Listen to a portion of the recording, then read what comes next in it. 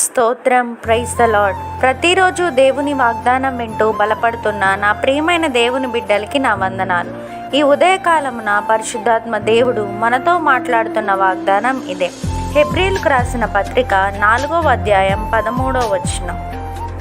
మరియు ఆయన దృష్టికి కనబడని సృష్టము ఏదీయూ లేదు. మనం ఎవరికి లెక్క ఒప్పచెప్పవలసి ఉన్నదో ఆ దేవుని కన్నులకు సమస్తమును మరుగులేక తేటగా ఉన్నది. Amen. Verse of the day, Hebrews chapter 4 verse 13. And no creature is hidden from his sight, but all are naked and exposed to the eyes of him to whom we must give account. Amen. సమస్త జ్ఞానమునకు మించిన దేవుని సమాధానం యేసుక్రీస్తు వలన మీ హృదయములకును తలంపులకును కావలి ఉండునుగాక. Amen.